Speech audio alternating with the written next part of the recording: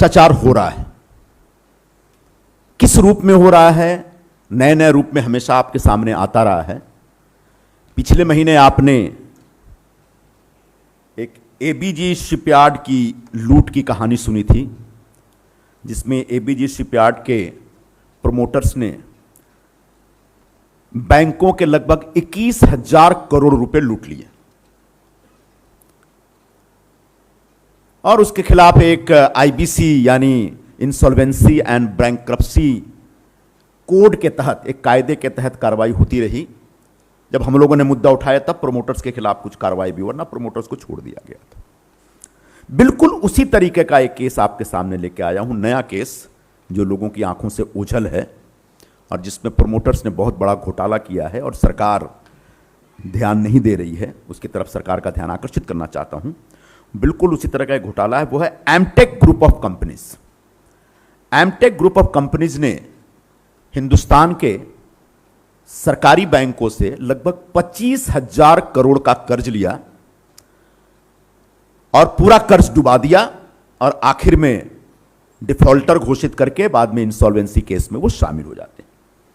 आप पूछेंगे MTech group क्या है? ये ऑटो पार्ट बनाने वाली एक बहुत बड़ी कंपनी है। हिंदुस्तान की कितनी बड़ी कंपनी, दिल्ली बेस्ड कंपनी है, दिल्ली चंडीगढ़ वगैरह नॉर्थ की कंपनी है, जिसका एक बड़ा अच्छा ग्लोबल प्रेजेंस भी रहा है। इस कंपनी का एक बड़ा फेमस ब्रांड है इसी ग्रुप का, जिसको आप लोग सब लोग जानते हैं, वो है बरिस्ता कॉफी। बरिस्ता के आउटलेट पे आप लोग कभी कॉफी पिए होंगे, तो ये उसी ब्रांड की कंपनी है। तो बरिस्ता के छोटे से कॉफी के प्याले में कैसे 25,000 करोड़ का घोटाला घुला मिला है, यह हम आपको बताने जा रहे हैं। और इसमें एनसीएलटी, रिजोल्यूशन प्रोफेशनल्स और जो लेंडर्स हैं यानी बैंक, जो कर्ज देने वाली कंपनियां हैं, वो सब लोग इस घोटाले में कैसे शामिल हैं, इसका खुलासा करने के लिए आपके सामने मैं आज आया हूं, खास मुंबई से। लेकिन इससे पहले एक छोटा सा बैकग्राउंडर, मैं आईबीसी की जो एक्टिविटी चल रही है, यह है क्या, एक्चुअली एनसीएलटी क्या कर रहा है और बैंक्रप्सी कोड के तहत हमारे देश में किस तरह से अलग अलग कंपनियों की नीलामी हो रही है और बैंकों का लाखों करोड़ रुपए डूब रहा है। इस पे एक छोटा सा बैकग्राउंडर देता हूं, उसके बाद में एमटेक का पूरा स्कैम आपके सामने रखना चाहूंगा। यह पूरा मामला 2016 में शुरू होता है। 2016 के मई महीने में इंसॉल्वेंसी एंड बैंक्रप्सी कोड एक ऐसा नया कानून बनता है, जिसके तहत जितने भी कॉरपोरेट कंपनीज हैं उनको एक तरीके से छूट दी गई या उनको एक लीगल रूट दिया गया कि अगर आप अपनी कंपनी नहीं चला पा रहे हैं और डिफॉल्ट कर जा रहे हैं तो आप एनसीएलटी में जा सकते हैं लिक्विडेशन में, और लिक्विडेशन में जाने के बाद उसके बाद एक पूरा सिस्टम बनाया। उस सिस्टम के तहत आपको उसमें एक सहूलियत मिल सकती है। और तब से एक खतरनाक ट्रेंड चल रहा है बैंकों को लूटने का, इंसॉल्वेंसी केसेस के नाम पे।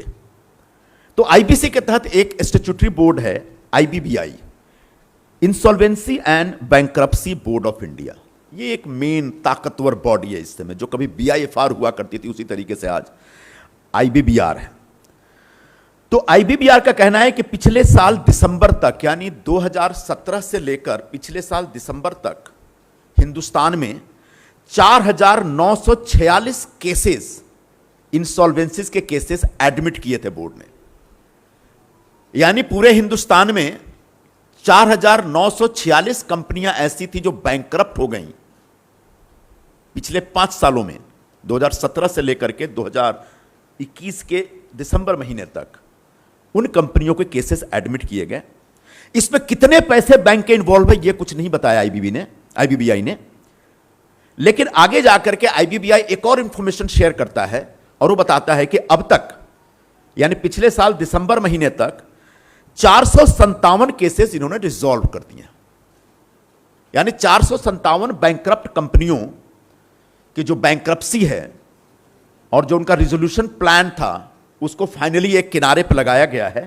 अब आप आगे जानकर चौंक जाएंगे, इन 457 कंपनियों में हिंदुस्तान के बैंकों के 8.3 लाख करोड़ फंसे हुए थे। 8,30,000 करोड़ कर्ज लिया था सिर्फ 457 कंपनियों ने। अब आप जानना चाहेंगे कि इनका जब रिजोल्यूशन हुआ तो कितने पैसे बैंकों के बचे। आईबीबीआई बताता है कि 8.3 लाख करोड़ के बैंक कर्जे में से सिर्फ 2,60,000 करोड़ रुपए अपने पास आए। 6 लाख करोड़ रुपए बैंकों के डूब गए। यह आईबीबीआई की रिपोर्ट है। 457 कंपनियों का यह हाल है, जबकि 4,946 कंपनियां इस समय रिजोल्यूशन के लिए आईबीबीआई में एडमिटेड है। इसी बीच आरबीआई एक रिपोर्ट देती है और आरबीआई एक डर्टी डजन की लिस्ट रिलीज करती है। डर्टी डजन 12 कंपनियों की कहानी बताती है। और ये जो 12 कंपनियां हैं, इसमें कुछ का नाम आप जानते हो। इसमें एबीजी शिपयार्ड भी है, Jaypee Infratech, Alok industries, Bhushan steel, Essar steel, ABG shipyard. उसी में एमटेक है, Amtek group of companies, Lanco, Monnet Ispat and energy limited. इन डर्टी डजन कंपनियों के बारे में आरबीआई ने कहा कि इसमें टोटल 3.45 लाख करोड़ यानी 3,45,000 करोड़ बैंकों का कर्जा फंसा हुआ था। और जब इनको रिजॉल्व किया गया, जिसमें एमटेक भी है, तब सरकार के पास यानी बैंकों के पास यानी लेंडर के पास यानी क्रेडिटर्स के पास कुल 75,000 करोड़ आए। मतलब लगभग 2.5 लाख करोड़ बैंकों के डूब गए। ये एक आरबीआई ने इसी बीच का एक और फिगर दिया है। तो 2016 से देश में सरेआम लूट मची है। लिक्विडेशन में की गई किसी भी कंपनी के प्रोमोटर्स के खिलाफ आज तक कोई कार्रवाई नहीं हुई। एक आध प्रोमोटर की बात मैं बताऊंगा, लेकिन आज तक एक आध को छोड़कर किसी के खिलाफ कोई कार्रवाई नहीं। ये इतने बड़े बड़े प्लेयर्स, जेपी इंफ्रा हो या एमटेक हो या एपीजी शिपयार्ड, इतने बड़े प्लेयर्स, इतने बड़े बिजनेस माइंड के लोग, इनकी पूरी कंपनी में हजारों करोड़ का बैंक का कर्ज डूब जाता है और ये अचानक सरेंडर हो जाते हैं। फिर आईबीसी के रूट के जरिए उसका लिक्विडेशन वैल्यू तय होता है और कंपनी बेच दी जाती है और प्रोमोटर छूट जा रहे हैं। ये एक बड़ा सवाल है जिस पर आगे जाकर हम और विस्तार से प्रकाश डालना चाहेंगे। तो इस तरह के जो लूट हुए हैं, उस लूट में एक तो किस्सा मैं आपके सामने रखना चाहूंगा, जो मशहूर किस्सा है रुचि सोया का। रुचि सोया वाली कंपनी के, आपने सोया तेल जो बनाने वाली कंपनी, उसकी कहानी आपको मालूम होगी, जिसके ऊपर 12,000 करोड़ का कर्ज था। 12,000 करोड़ का जिस पे कर्ज था, उसको बाबा रामदेव ने 4,500 करोड़ में ले लिया। एक लीगल रूट के जरिए सरकार कह सकती है। अब जब 4,500 करोड़ में उसको लिया गया, तब डील यह हुई कि बाबा आपको सिर्फ 1,000 करोड़ रुपए अपफ्रंट देना है, बाकी 3,500 करोड़ बैंक आपको लोन देंगे। कौन से बैंक? जिनका पैसा डूबा। जिन बैंकों का पैसा डूब गया, उन्हीं बैंकों ने बाबा को रुचि सोया डूबी हुई कंपनी खरीदने के लिए 3,500 करोड़ रुपए लोन दिए। एक साइड, एक पक्ष हुआ। दूसरा पक्ष, Ruchi Soya was a public listed company in the stock exchange. और पब्लिक लिस्टेड कंपनी की कहानी यह होती है, उसके पीछे लीगल जो वो है, उसका बेस है सेबी के रूल के हिसाब से कि minimum 25% share holding should be with the public. यानी जो एक स्मॉल इन्वेस्टर्स, रिटेल इन्वेस्टर्स होते हैं, उनके पास रहे, वो कंपनी बिके जाए कुछ भी हो। लेकिन जैसे ही बाबा ने कंपनी ली, उस कंपनी के सारे शेयर प्राइस को फ्रीज कर दिया, जीरो वैल्यू कर दिया और सबको बोला कि अब तुम्हारा कुछ भी नहीं है कंपनी में। सारे स्मॉल इन्वेस्टर्स बाहर निकल गए। अब 2-3 दिन पहले खबर आती है कि बाबा ने कहा है कि अब वो रुचि सोया का एक पब्लिक इशू लेके आना चाहते हैं 4,300 करोड़ का, 4,500 करोड़ का। जैसे ही पब्लिक इशू लेके आएंगे, उसका बाबा का स्टेटमेंट आता है कि मैं रुचि सोया को कर्ज मुक्त करने जा रहा हूं। ये 4,500 करोड़ में से 3,500 करोड़ बैंकों का दे दिया जाएगा, बाबा का भी 1,000 करोड़ आ जाएगा उनके पास, और रुचि सोया बाबा के पास मुफ्त में आ जाएगा। इस तरीके से खेल हो रहा है। एक सैंपल केस आपके सामने रखा है। इस तरह का और भी कहते हैं। आलोक इंडस्ट्रीज एक टेक्सटाइल कंपनी है, 5,000 करोड़ इसके ऊपर कर्ज था। ये कंपनी 500 करोड़ में बिक गई। आलोक इंडस्ट्रीज के प्रोमोटर्स के बारे में पेंडोरा पेपर्स में नाम आए कि पेंडोरा पेपर से बताया गया कि आलोक इंडस्ट्रीज के जो प्रोमोटर्स हैं, इनके ऑफशोर अकाउंट से इसमें इतने पैसे हैं। मतलब इनके प्रोमोटर्स ने आलोक इंडस्ट्रीज को डुबाते समय बैंकों का पैसा, फंड साइफन ऑफ किया, डाइवर्ट किया अपने ऑफशोर कंपनीज में। उसकी कोई जांच नहीं हुई और 4,500 करोड़ बैंकों का पैसा डुबा दिया गया और आलोक इंडस्ट्रीज के मालिक निठल्ले छुट्टे घूम रहे हैं, उनके ऊपर कोई किसी प्रकार की कोई कार्रवाई नहीं, कोई एक्शन नहीं हो रहा। इसी तरीके से एक केस है कुमार मेटलर्जिकल कॉर्पोरेशन लिमिटेड, इसके ऊपर 5,600 करोड़ रुपए का लोन था और कंपनी कितने में बिकी आखिर में? 41 करोड़ में। इतना बड़ा हेयर कट आईबीसी रूट के तहत जो दिया जा रहा है, इसमें कौन कौन लोग शामिल हैं, ये एमटेक के जरिए मैं एक्सपोज करने जा रहा हूं। लेंडर्स के जो रिप्रेजेंटेटिव बैठ रहे हैं लिक्विडेशन प्रोसेस में, वो 5,600 करोड़ की एक कंपनी को 41 करोड़ में बेचने का डिसीजन ले लेते हैं और उसका कोई आधार नहीं है और उससे उनसे पूछने वाला कोई नहीं है। ना तो प्रोमोटर से कोई पूछ रहा है, ना लेंडर्स के रिप्रेजेंटेटिव से पूछ रहा है, ना पूरे प्रोसेस पे कोई सवाल उठा रहा है। वेणुगोपाल धूत जी का नाम सुना होगा आपने, वीडियोकॉन कंपनी, 46,000 करोड़ रुपए का कर्ज इस कंपनी पे। यह कंपनी आने वाले दिनों में 3,000 करोड़ में बिकने जा रही है, ऐसी पब्लिक में इंफॉर्मेशन आई है। स्टरलाइट नाम की कंपनी जो वेदांता वाले हैं वो लोग खरीद रहे हैं। अब वेणुगोपाल धूत जैसे एक मारवाड़ी बिजनेसमैन, श्रूड बिजनेसमैन, होशियार बिजनेसमैन, वो 46,000 करोड़ रुपए कर्ज लेके कंपनी डुबा देता है कि इतना आसान है क्या? किसी ने आज तक पूछा कि ये बैंकों का ये कर्जा गया कहां? ये कोई सवाल पूछने वाला नहीं। बोले नहीं जी, आईबीसी रूट के तहत इनका रिजोल्यूशन प्लान हो गया and this company is already sold out to a new company, so the chapter is closed. यहां पे सरकार भ्रष्टाचार को होने दे रही है या भ्रष्टाचार की तरफ नजर नहीं डाल रही है, चुप्पी साध रही, या फिर उस पूरी प्रक्रिया में शामिल हो सकती है। इसकी छानबीन होने के बाद पता चलेगा। बैंक इतने बड़े हेयर कट क्यों दे रहे हैं, ये बार बार सवाल उठ रहा है। इस तरह की और भी बहुत सारी कंपनियां, जैसे अनिल अंबानी की कंपनियां, अनिल अंबानी जी तो सरकार के दामाद हैं, वो कुछ भी कर सकते हैं, कोई सवाल पूछने वाला नहीं है उनसे। उनकी कंपनियों ने 1.25 लाख करोड़ का डिफॉल्ट कर रखा है। नहीं, अनिल अंबानी के अलग अलग, Reliance capital, Reliance power, Reliance infra, सबने मिलके 1.25 लाख करोड़ बैंकों का खा के बैठा हुआ है। वो कल या परसों खबर आई कि वो डायरेक्टर पोस्ट रिजाइन कर रहे। क्यों? ताकि उनके ऊपर कोई कार्रवाई ना हो। तो समय रहते अगर कार्रवाई करेंगे, प्रोमोटर्स को पकड़ेंगे, तो पता चलेगा कि आपका बैंक का पैसा कहां साइफन हुआ, कहां डाइवर्ट हुआ है और कैसे डाइवर्ट किया, कैसे सेल कंपनियों में भेजा जा रहा है पैसा।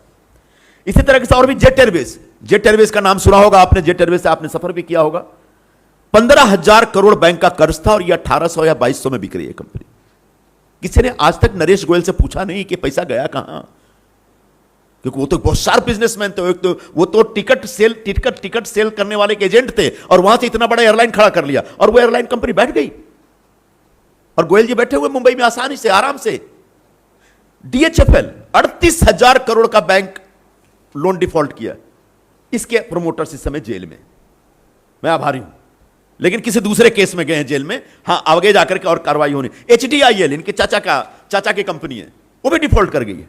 तो जब भी इस तरह के केसेस आते हैं, पर्टिकुलर याद करिए एबीजी शिपयार्ड के समय, तब सरकार और खासकर ऑनरेबल फाइनेंस मिनिस्टर क्या कहती हैं कि लोन तो यूपीए के जमाने में दिया गया था, और ये कह के सरकार बच के निकल जाती है। हां बिल्कुल, लोन हमारे जमाने में दिया गया था।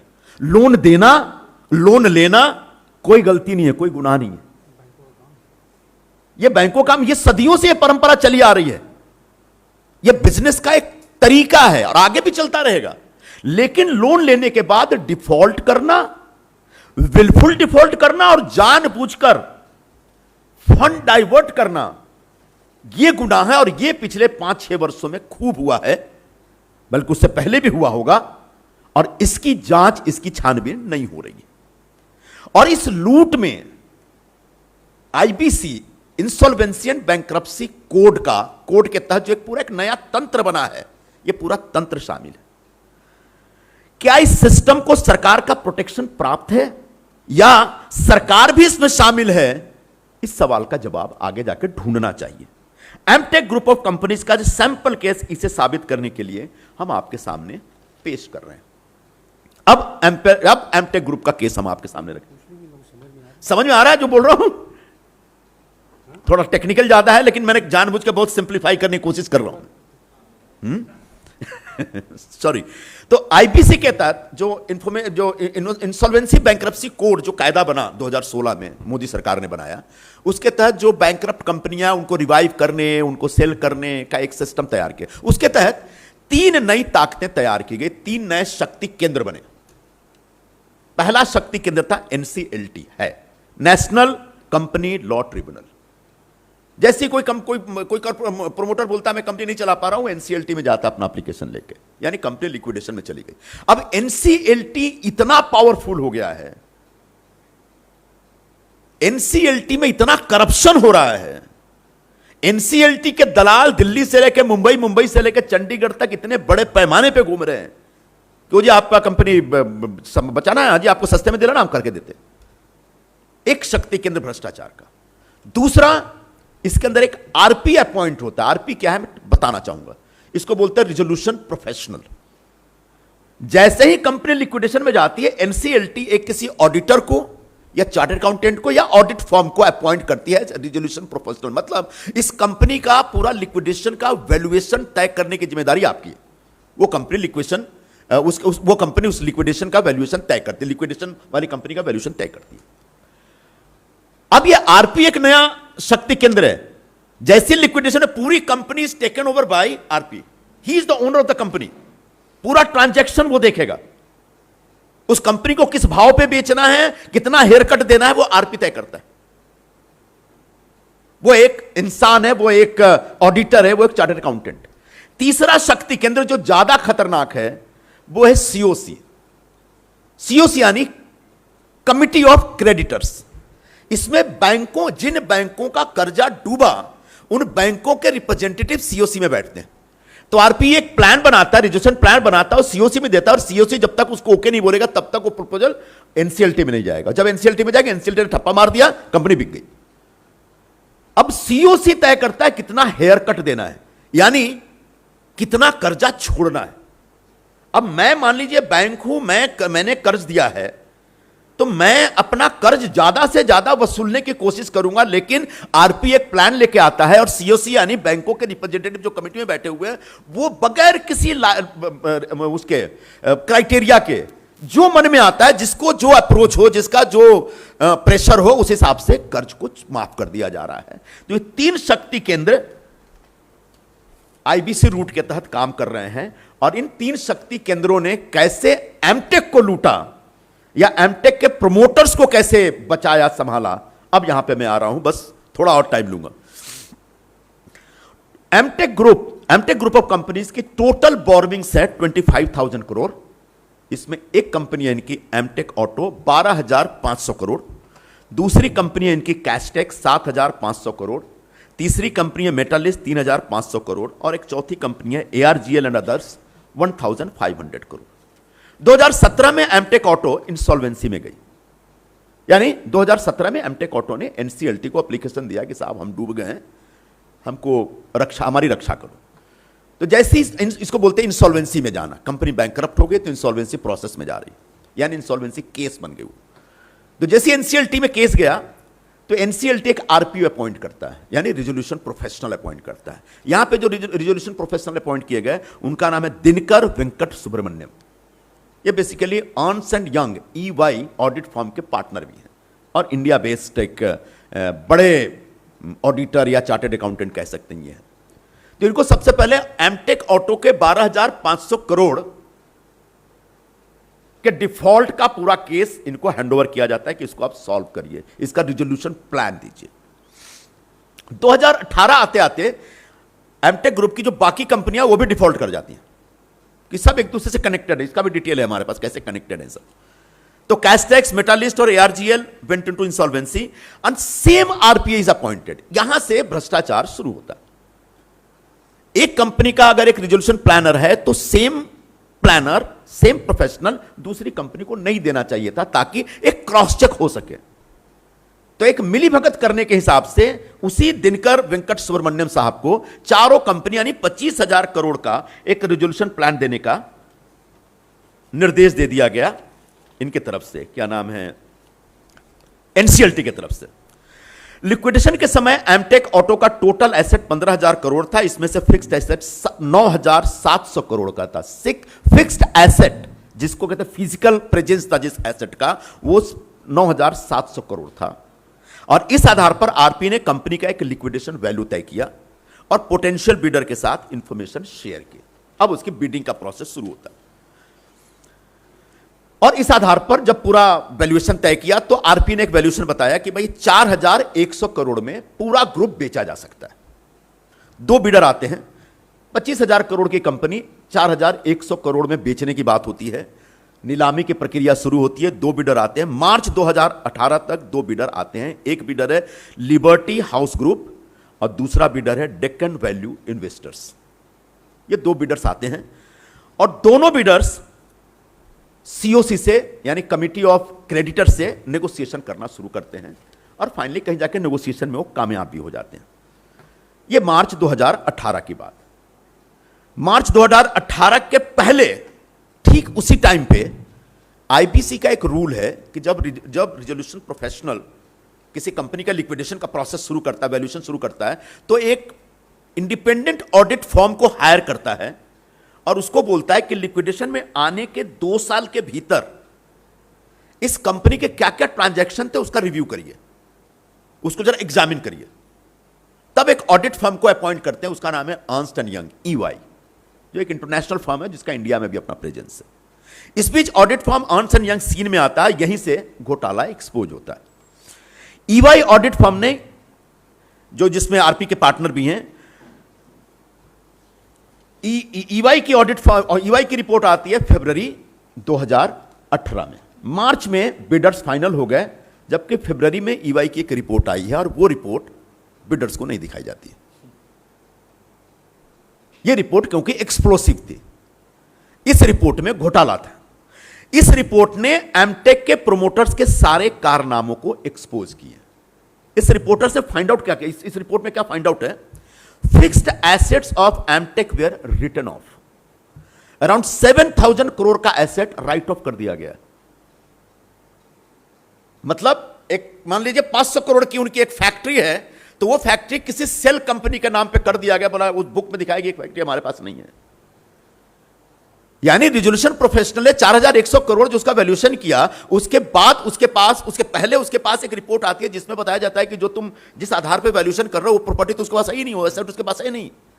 9,500 करोड़ दिखाया गया था कि इनका एक एसेट है, उसमें से 7,000 करोड़ का एसेट राइट ऑफ किया गया, वह भी कंपनी की इंसॉल्वेंसी प्रोसेस शुरू होने के बाद।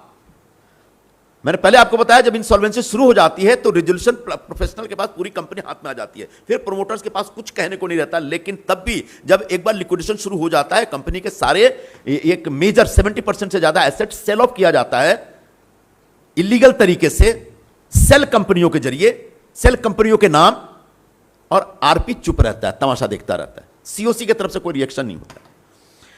लिक्विडेशन 70% एसेट, इसमें टोटल सेल कंपनी जो इस ऑडिट फर्म ने जो सेल कंपनी बताया, बोला 129 सेल कंपनीज बनाई। एमटेक ऑटो के प्रोमोटर्स ने 129 सेल कंपनीज बनाई और उसमें सारे एसेट और फंड डाइवर्ट कर दिया गया, बैंकों का लोन डाइवर्ट कर दिया गया। यह रिपोर्ट 2018 में, जैसा मैंने बताया, फरवरी 2018 में आई। मार्च 2018 में बिडिंग की प्रक्रिया शुरू हुई। फाइनल बिडर्स जो थे दो, उनसे रिपोर्ट छुपा दी गई थी। Resolution professional mister Dinkar Venkat Subramanyam के पास रिपोर्ट थी और वो उन्होंने सीओसी और एनसीएलटी को भी ये रिपोर्ट दिखाई होगी। बावजूद इसके फाइनल बिडिंग के समय ये रिपोर्ट छुपा के रखी गई, क्योंकि उनको प्रोमोटर्स को छुपाना था, बचाना था। यानी प्रोमोटर्स के साथ कोई नेक्सस था। यानी अब तक जितने केसेस हुए 457, उसमें how IBC system was involve in hand in gloves with the promoters, उसका एक सबूत है और इसी की छानबीन होनी चाहिए आगे। मगर लिक्विडेशन वैल्यू करते समय ईवाई की रिपोर्ट का बिड, उसके बाद ये बिडर कहते भाई ये तो नहीं चलेगा, अब इनके पास तो जो सारी प्रॉपर्टी तुमने बेच डाली है, ये तो प्रॉपर्टी है ही नहीं, एग्जिस्ट नहीं करता है, तो फिर हम 4,100 करोड़ नहीं देंगे। वो कोर्ट में जाते हैं।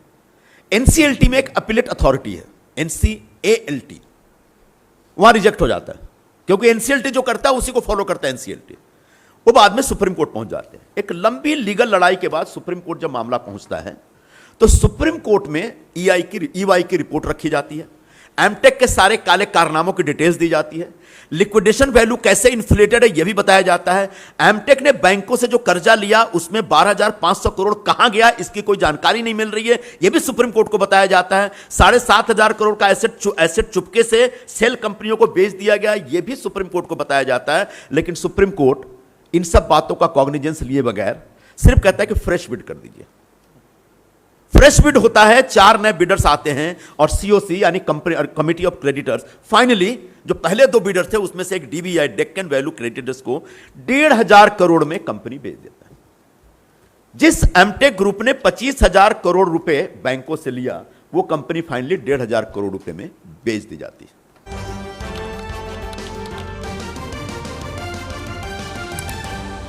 आपकी आवाज